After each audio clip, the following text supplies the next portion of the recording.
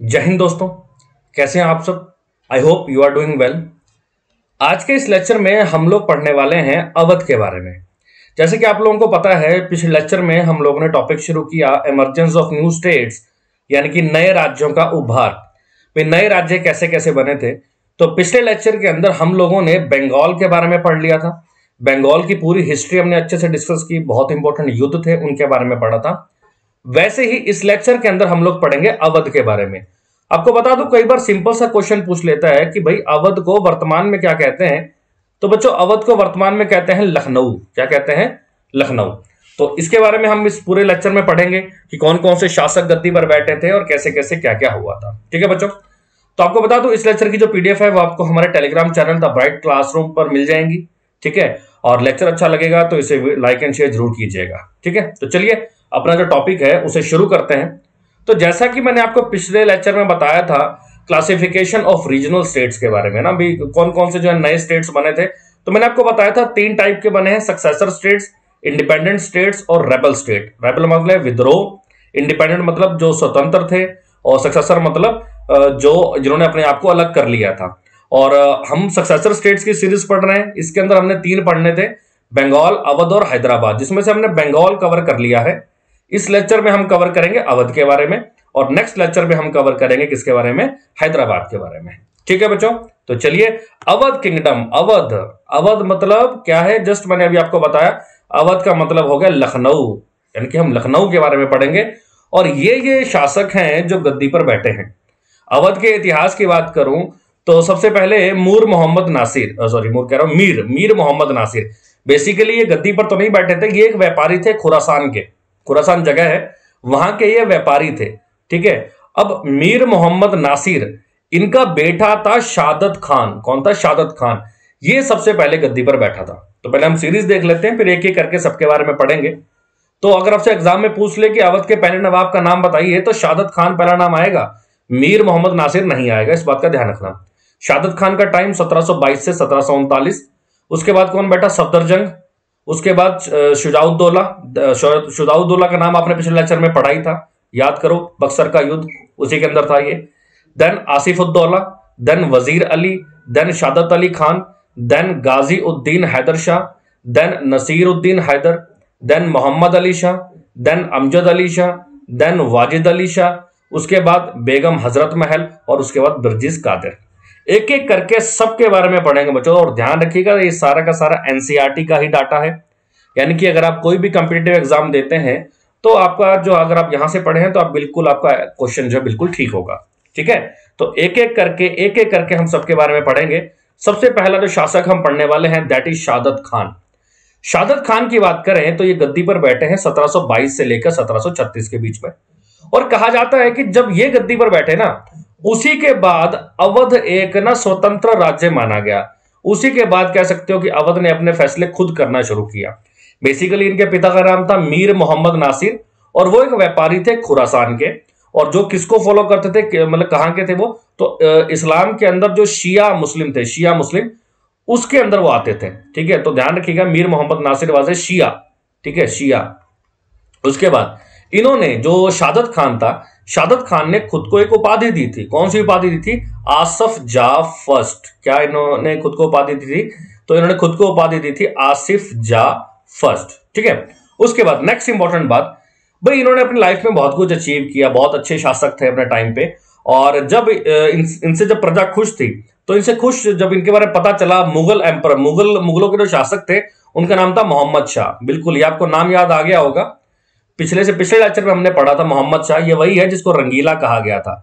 तो जब रंगीला ने शादत खान के बारे में सुना तो उन्होंने इनको एक उपाधि दी। उपाधि कौन सी थी? बुरहान उल मुल्क। कौन सी उपाधि दी थी? आप हिंदी में यहां पर देख सकते हैं। तो उपाधि दी थी बुरहान उल मुल्क की। तो ध्यान रखिएगा, शादत खान को किसने बुरहान उल मुल्क की उपाधि दी थी? तो जवाब हो जाएगा मुगल बादशाह मोहम्मद शाह। मोहम्मद शाह वही है जिसे हम इतिहास में पढ़ चुके हैं, जिनको क्या कहा जाता था? रंगीला कहा जाता था। ठीक है, और अगर हम शादत खान के बारे में जाने तो इनको 1722 में अवध का सूबेदार बनाया गया था। क्या बनाया गया था? सूबेदार बनाया गया था। राइट। उसके बाद इनको बहुत, मतलब इन्होंने अपने टाइम पर जब ये गद्दी पर बैठे तो मिलिट्री और जो फाइनेंस डिपार्टमेंट था, यानी कि जो सैन्य विभाग था और जो वित्त विभाग था, उसके ऊपर उन्होंने पूरा कंट्रोल कर रखा था। यानी कि जब ये गद्दी पर बैठे थे तो जितने भी कर्मचारी थे इनके सब मतलब बिल्कुल ध्यान से नौकरी करते थे, ध्यान से अपनी ड्यूटी करते थे। दूसरी बात, इन्होंने अपना जो दरबार है वो फैजाबाद में लगवाया था। ठीक है, लखनऊ के पास एक जगह पड़ती है फैजाबाद, वहां पर जो है इनका क्या लगता था, दरबार लगता था। अभी किसी को कोई भी दिक्कत हो तो आप वहां पर आ सकते हो। दूसरा, 1723 में इन्होंने नया रेवेन्यू सेटलमेंट शुरू किया। रेवेन्यू मतलब राजस्व, नया राजस्व बंदोबस्त शुरू किया था। और कब शुरू किया था? 1723 में। राइट, क्लियर है। दूसरी इंपॉर्टेंट बात, इन्होंने ना अपने टाइम पर किसानों के ऊपर बड़ा काम किया। इन्होंने क्या किया, किसानों का जो टैक्स था ना उसे फिक्स कर दिया। ठीक है, वो नहीं चाहते थे कि भाई बीच में जो जमींदार हैं वो किसानों को लूटे, तो इन्होंने किसानों के ऊपर कंडीशन लगाई कि आप फिक्स ही टैक्स दो, आपको जो है जमींदारों के हिसाब से टैक्स देने की जरूरत नहीं है। तो ये भी हम कह सकते हैं कि इनके बारे में बहुत ही अच्छा पॉइंट था, और दैट इज द रीजन कि इनकी काफी तारीफ की गई थी, और इसीलिए जो है मोहम्मद शाह ने इनको बुरहान उल मुल्क की उपाधि दी थी। उसके बाद अगर हम बात करें तो आपको पता होगा कि 1739 में हुआ था करनाल का युद्ध, सबको पता है। 1739 में कौन, तो 1739 में हुआ था battle of Karnal. Battle of Karnal, Karnal का युद्ध अगर आपको याद होगा, एक तरफ था नादिर शाह और दूसरी तरफ कौन था? मोहम्मद शाह। याद है, नादिर शाह ने भारत पर हमला किया और मोहम्मद शाह ने बचने के लिए नादिर शाह पर ही आक्रमण कर दिया, और इसके बाद मोहम्मद शाह को जो है बाद में जो है हरा दिया था। राइट, तो हुआ क्या, जब नादिर शाह जो कि पर्शिया के ने भारत पे हमला किया तो इसको गिरफ्तार कर लिया।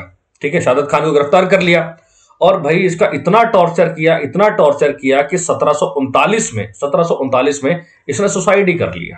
तो इस बात का ध्यान रखिएगा कि जो शहादत खान था उसने क्या किया था? सुसाइड किया था। क्यों सुसाइड किया था? क्योंकि जो नादिर शाह था उसने जो है करनाल के युद्ध में इसको गिरफ्तार कर लिया था। ठीक है, चलिए ये था पहले शासक के बारे में। उसके बाद अगर हम अगले शासक की बात करें तो अगला शासक था सफदरजंग। ठीक है, नाम आपने कई बार सुना होगा, दिल्ली में तो खासकर सफदरजंग। ठीक है, ये गद्दी पर बैठा है 1739 से 1754 के बीच में। राइट, जो मिर्जा, ये जो है इसका जो असली नाम था, इसका असली नाम क्या था? मिर्जा मुक्कम। क्या नाम था? मिर्जा मुक्कम, या हम कह सकते हैं अब्दुल मंसूर खान। अब्दुल मंसूर खान, जो शहादत खान था ना जिसने अभी सुसाइड किया है, ये उसी का भतीजा था। उसी का क्या था? भतीजा था। कमाल की बात देखो, ये जो सफदरजंग था इसने क्या किया, जब नादिर शाह ने सफदरजंग को ह्यूमिलेट कर रहा था ना, और जब नादिर शाह क्या कर रहा था, शहादत खान को गिरफ्तार करके उसका ह्यूमिलेशन कर रहा था ना, तब सफदरजंग गया था नादिर शाह के पास, कहता बाबूजी देखो आप इनको करो, कोई दिक्कत नहीं है, पर ये तो सुसाइड कर ही लेंगे, इनकी ऐसी हालत हो गई है, तो इनके मरने के बाद गद्दी पर आप मुझे बिठा देना। तो नादिर शाह कहता भाई मुझे क्या मिलेगा? तो सफदरजंग ने नादिर शाह को 20 मिलियन रुपए दिए थे। कितने दिए थे? 20 मिलियन। भैया 1 मिलियन के अंदर ना 10 लाख होते हैं। 1 मिलियन के अंदर 10 लाख होते हैं। अब आप मुझे कमेंट बॉक्स में बताइए 20 मिलियन कितने होंगे? तो 20 मिलियन रुपए दिए थे किसको? नादिर शाह को। किसने दिए थे? सफदरजंग ने। क्यों दिए थे? भाई जब मेरे ताऊजी की या चाचा की डेथ हो जाएगी तब मुझे गद्दी पर बिठाना। क्लियर है? उसके बाद नेक्स्ट इंपॉर्टेंट पॉइंट, इनको 1739 में जो है गवर्नर बनाया गया, सूबेदार बनाया गया था। कहां का? अवध का। कहां का बनाया गया? तो अवध का बनाया गया। सफदरजंग के बारे में और इंपॉर्टेंट बात क्या है, जब ये गद्दी पर बैठे तो भाई इन्होंने मराठाओं के साथ बहुत अच्छी बना ली, जो राजपूत थे उनके साथ बहुत अच्छी बना के रखी, शेख जादे थे उनके साथ बहुत अच्छी बना के रखी। यानी कि इनकी बेसिकली पॉलिसी यही थी कि भैया सबके साथ बना के रखो, किसी के साथ बिगाड़नी भी नहीं है। और सबसे इंपॉर्टेंट बात, उस टाइम के जो पठान थे उनसे इन्होंने फर्रुखाबाद जीत लिया था। फर्रुखाबाद पर उस टाइम पे पठानों का कब्जा था और उनसे इन्होंने क्या किया? जीत लिया। अच्छा, नेक्स्ट इंपॉर्टेंट बात आपको जो ध्यान रखनी है, कई बार क्वेश्चन पूछ लेता है कि भाई किसके काल में लखनऊ की जो संस्कृति है उसका विकास हुआ है।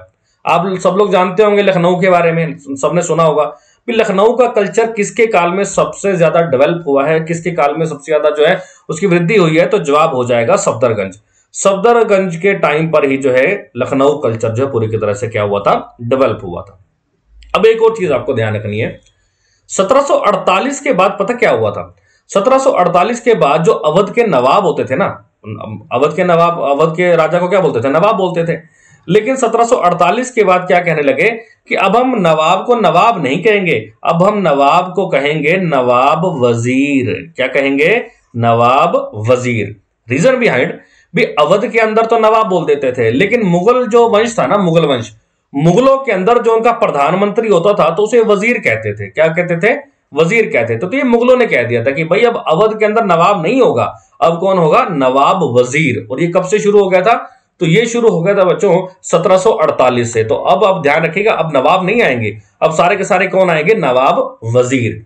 अब हम अगले नवाब वजीर की बात करूं सफदरगंज के बाद, तो वो थे शुजाउद्दौला। नाम हमने पिछले लेक्चर में बड़े अच्छे से पढ़ा था, याद होगा, बक्सर का युद्ध, बिल्कुल जी ये वही है, शुजाउद्दौला। ये अगला जो है नवाब वजीर था। ये गद्दी पर बैठे हैं 1754 से 1775 के बीच में, राइट। सफदरगंज की मृत्यु हुई 1754 में, उसके बाद ये गद्दी पर बैठे थे और ये उसी के बेटे थे। शुजाउद्दौला सफदरगंज का बेटा था, ठीक है। उसके बाद जो मुगल वंश के जो एक शासक थे आलमगीर द्वितीय, हम पढ़ चुके हैं सब पिछले लेक्चर में, प्रीवियस लेक्चर्स में।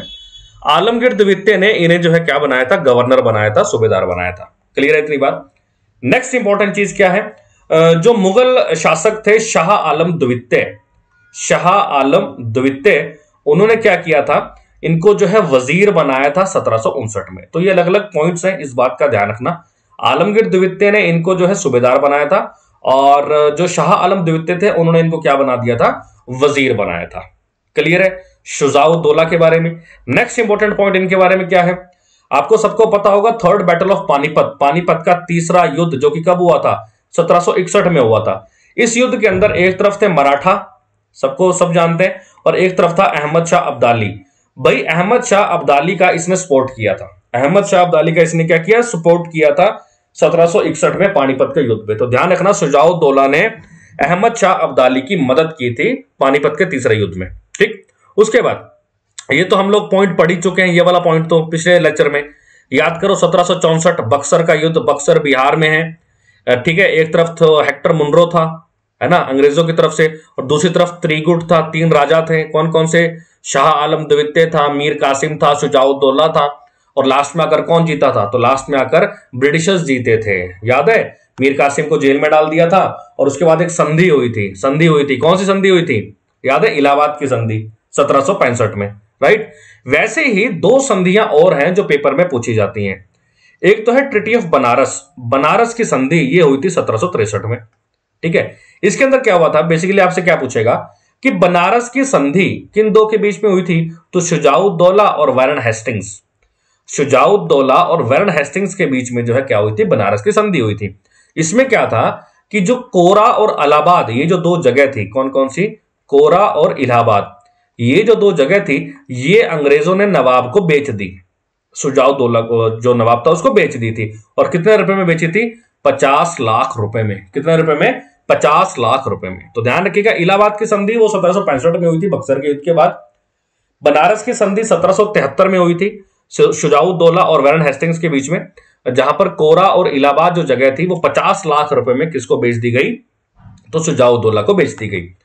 अगला जो इंपॉर्टेंट संधि है वो है ट्रिटी ऑफ फैजाबाद, फैजाबाद की संधि, जो कि कब हुई थी, 1775 में हुई थी। ध्यान रखिएगा, इसको बनारस की दूसरी संधि भी कहते हैं, अभी जो हमने पढ़ी है वैसे ही इसको बनारस की दूसरी संधि भी कहते हैं। बेसिकली इसमें क्या था, इसमें ब्रिटिशर्स ने अवध के नवाब को यह कह दिया कि भैया तुम ना कंपनी की तरफ से बनारस को संभालो, बनारस को मेंटेन करके रखो, बनारस को कंट्रोल करके रखो। यही थी बस फैजाबाद की संधि। और जब ये संधि हुई तो इसके बाद बनारस के अंदर जो है एक बंदा था, उसका नाम था राजा चैत सिंह, राजा चैत सिंह। उन्होंने जो है यहाँ पर विद्रोह भी किया था, और कब किया था, 1781 में। तो बेसिकली कुछ नहीं है, आपको दो संधियां ध्यान में रखनी है। एक तो है बनारस की संधि, जो कि कब हुई, 1773 में, और एक है आपकी कौन सी, फैजाबाद की संधि, जो कि कब हुई थी, 1775 में। और फैजाबाद की संधि को ही क्या कहा जाता है, दूसरी बनारस संधि भी कहा जाता है, ठीक है। चलिए, अगला जो अवध का नवाब है उनका नाम है आसिफ-उद-दौला। क्या नाम है, आसिफ-उद-दौला। 1775 से लेकर 1797, 1775 से 1797 जो मुगल शासक थे शाह आलम द्वितीय, उन्होंने जो है इनको नवाब वजीर बनाया था, कब, 1775 में। ध्यान रखना, जो मुगल शासक थे शाह आलम द्वितीय, ठीक है, इन्होंने इसको क्या बनाया था, नवाब वजीर बनाया था 1775 में। और इन्हीं के टाइम पे क्या हुआ था, अवध की जो राजधानी है, अवध की जो राजधानी है वो फैजाबाद से लखनऊ ट्रांसफर हो गई थी, ठीक है। अवध यानी कि देखो उस टाइम पर पूरा पर्टिकुलर एरिया था अवध, ये वाला एरिया हो गया। आज के टाइम में मैं कह रहा हूं कि अवध को वर्तमान में लखनऊ कहते हैं, तो आज के टाइम में मानो लखनऊ सिर्फ इतना सा है, ठीक है, लेकिन उस टाइम पे पूरा क्या था, ये अवध ही था। तो ध्यान रखिएगा, इन्हीं के टाइम पे क्या हुआ था, अवध की राजधानी कहां से कहां स्थानांतरित हो गई थी, तो फैजाबाद से लखनऊ 1775 में ट्रांसफर हो गई थी। दूसरी इंपॉर्टेंट बात, इन्होंने आर्किटेक्चर यानी कि वास्तुकला में बहुत कुछ किया है भाई। इन्होंने बहुत सारी बिल्डिंग्स बनाई, अभी हम उनके बारे में देखेंगे। और इनकी मृत्यु कब हो गई थी? तो 1797 में। इंपॉर्टेंट है इनकी जो है आर्किटेक्चर, इनकी वास्तुकला। तो भाई एक तो इन्होंने ये बनवाया था, आप फोटो देख सकते हैं कितना प्यारा है ये, रूमी दरवाजा। ये सब यूपी में ही है, रूमी दरवाजा, ठीक है। एक इन्होंने क्या बनाया? बड़ा इमाम बाड़ा। क्या बनाया था? बड़ा इमाम बाड़ा इन्होंने जो है बनवाया था, ठीक। और इन्होंने क्या बनाया? चुनहट कोठी। क्या बनवाई? और इन्होंने बनवाई थी चुनहट कोठी। और क्या बनाया? बीबियापुर कोठी। क्या बनवाया था? बीबियापुर कोठी। तो ये इंपॉर्टेंट आर्किटेक्चर है, इनके बारे में आपको ध्यान रखना है। डायरेक्ट पूछ लेता है कि शासक ने बनवाया था, तो जवाब क्या हो जाएगा? आसफुद्दौला। अब आसफुद्दौला के बाद अगला जो शासक गद्दी पर बैठता है उसका नाम है वजीर अली। क्या नाम है? वजीर अली। ये थोड़ा टाइम ही गद्दी पर बैठा था, 1797 से 1798 के बीच में। ये बेसिकली आसफुद्दौला का बेटा था। ये क्या था? आसफुद्दौला का बेटा था। और ब्रिटिशर्स ने इसे क्या किया? चुनार फोर्ट, जो चुनार का जो किला था, वहां पर इसे कैद कर लिया और वहीं पर इसकी क्या हो गई थी? डेथ हो गई थी। इनकी बेसिकली इसने कुछ भी नहीं किया 2 साल के अंदर। बस इसके बारे में अपने को जानना नहीं है, बस सिंपल जानना है कि आसफुद्दौला का बेटा था और अंग्रेजों ने जो है इसे क्या किया था? चुनार फोर्ट के अंदर क्या कर दिया था? कैद कर दिया था। अगला शासक इंपॉर्टेंट है भाई, ये है शादत अली खान द्वितीय। जो सबसे पहले गद्दी पर बैठा था उसका नाम था सिर्फ शादत अली खान। अब ये आ गया उसका सेकंड पार्ट, ठीक है भाई। ये गद्दी पर बैठे हैं 1798 से 1414 के बीच में। ये आसफुद्दौला का बेटा था, ठीक है। दूसरी इंपॉर्टेंट बात, इसने क्या किया? ईस्ट इंडिया कंपनी के एक बंदा, एक अफसर था जॉन शॉर। तो 1801 में इसने क्या किया? ईस्ट इंडिया कंपनी के जॉन शॉर को आधे से ज्यादा अवधि दे दिया। मान लो पूरा अवध है, इसमें से आधा अवध किसको दे दिया? जॉन शॉर को दे दिया था, जो कि ईस्ट इंडिया कंपनी के प्रतिनिधि थे, राइट। उसके बाद इन्होंने भी अपने टाइम पर बहुत अच्छी अच्छी बिल्डिंग्स बनाई हैं। लेकिन इनके बारे में इंपॉर्टेंट बात यह है कि जब ये गद्दी पर बैठे ना, तो अवध स्टाइल का जो वास्तुकला थी ना, तो पहले अवध की अपनी एक स्टाइल थी वास्तुकला की, ठीक है, उसका अंत हो गया। अब जब ये गद्दी पर बैठे हैं तो इनके टाइम पर जो बिल्डिंग्स बनती थी वो थी यूरोपियन स्टाइल की, ठीक है ना। अब ये चीज ध्यान रखनी है। इनसे पहले तो सारी अवध जो इनका जो क्या ना वो महल टाइप था वो बनते थे, लेकिन अब कैसे स्टाइल में आप बनने लग गई वास्तुकला? तो यूरोपियन स्टाइल में जो है मॉन्यूमेंट जो है वो बिल्डिंग जो है वो बनने लग गई। जैसे आप यहां पर देख सकते हैं, ये कौन सी है? दिलखुश कोठी। ये कौन सी है? दिलखुश कोठी। अच्छा, ये कौन सी है? हायत बख्श कोठी। हायत बख्श कोठी, ठीक है ना। ये भी किन्होंने बनाई है? ये भी इन्होंने बनवाई है। और कौन है? और कौन सी है? ये देखो, जैसे फरहत बख्श कोठी। क्या नाम है? फरहत बख्श कोठी। ये सब सादत अली खान द्वितीय ने बनाई है। नेक्स्ट क्या है? लाल बरादरी। क्या नाम है? लाल बरादरी। तो इन बिल्डिंग्स के नाम बहुत ही इंपॉर्टेंट हैं, ध्यान रखिएगा, एग्जाम में डायरेक्ट पूछे जाते हैं ये, ठीक है। तो ये था सादत अली खान द्वितीय के बारे में। उसके बाद नेक्स्ट जो हमारा शासक है उसका नाम है गाजीउद्दीन हैदर शाह। क्या नाम है? गाजीउद्दीन हैदर शाह। ये गद्दी पर बैठा है 1814 से 1827 के बीच में। कब बैठा है? 1814 से 1827 के बीच में। आपको बता दूं, जो वैरन हेस्टिंग्स थे ना, वैरन हेस्टिंग्स, उन्होंने इनको बादशाह की उपाधि दी थी। किस चीज की उपाधि दी थी? बादशाह की उपाधि दी थी। उसके बाद एक ना मोती महल है, ठीक है। मोती महल के अंदर इन्होंने 2 मंजिलें बनवाई। कौन कौन सी? 2 मंजिलें बनवाई, उनका नाम रखा। क्या क्या नाम रखा? एक तो नाम रखा मुबारक मंजिल और एक का नाम रखा शाह मंजिल। एक का नाम मुबारक मंजिल और एक का नाम क्या रखा? शाह मंजिल। अच्छा, इनकी एक यूरोपियन वाइफ थी, ठीक है, इनकी एक अंग्रेज पत्नी थी। उनके लिए इन्होंने एक बाग भी बनाया था और उस बाग का नाम क्या रखा? विलायती बाग। क्या नाम रखा? तो उसका नाम इन्होंने रखा था विलायती बाग। तो ये भी आपको ध्यान में रखना है कि इन्होंने एक अपने यूरोपियन पत्नी के लिए बाग बनाया जिसका नाम क्या रखा था? विलायती बाग, ठीक है बच्चों। उसके बाद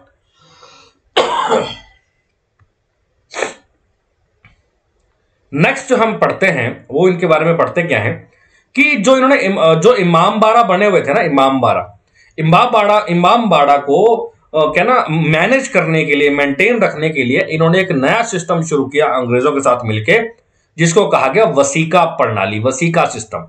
तो ये भी ध्यान रखना, कई बार ऐसा ना ये डिटेल में ना भी पूछे तो कई बार सीधा पूछ लेते हैं वसीका प्रणाली क्या थी, वसीका सिस्टम क्या था।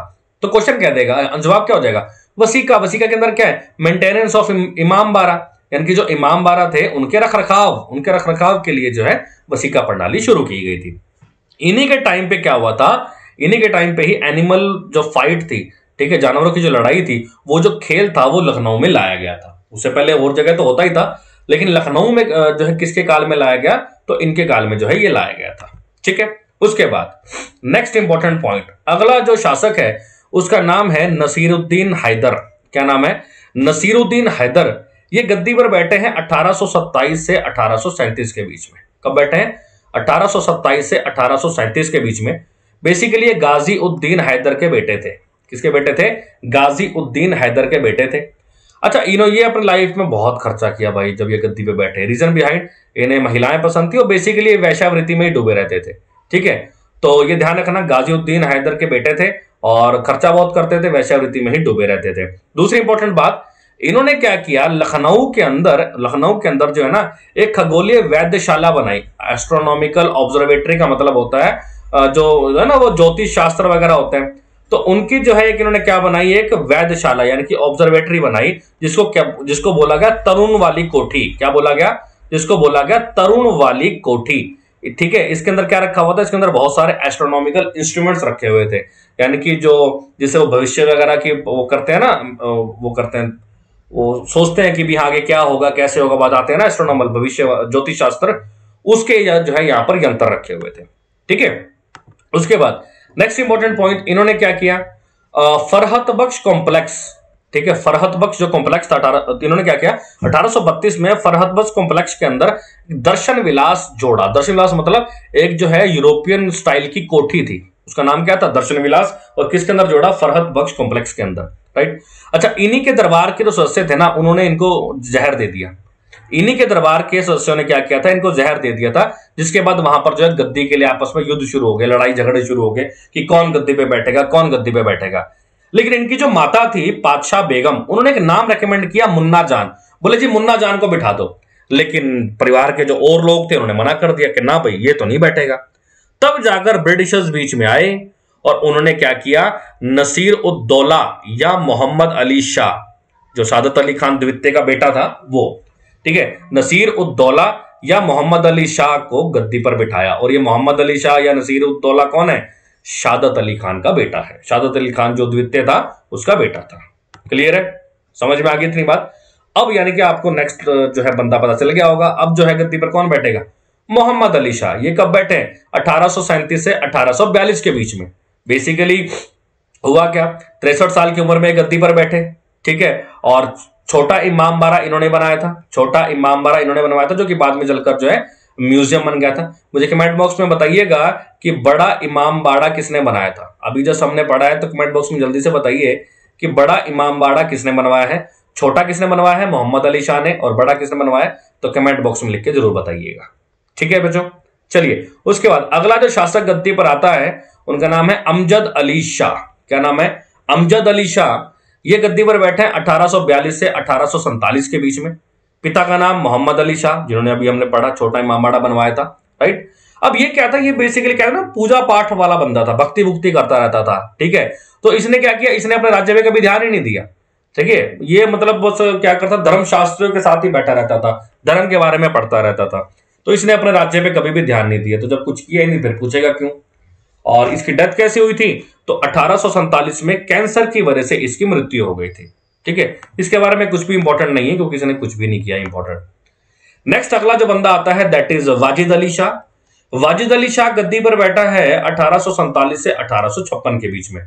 1847 से 1856 के बीच में ये अमजद अली शाह का सबसे बड़ा बेटा था। एक तो ये बात ध्यान रखिएगा। राइट। उसके बाद नेक्स्ट इंपॉर्टेंट पॉइंट जो आपको ध्यान रखना है कि भाई ये बहुत ही प्रसिद्ध कवि था, मतलब इसकी कविताएं बड़ी फेमस थी, बहुत ही प्रसिद्ध जो है कवि था ये। और जब भी कविताएं लिखता था तो किस नाम से लिखता था? अख्तर।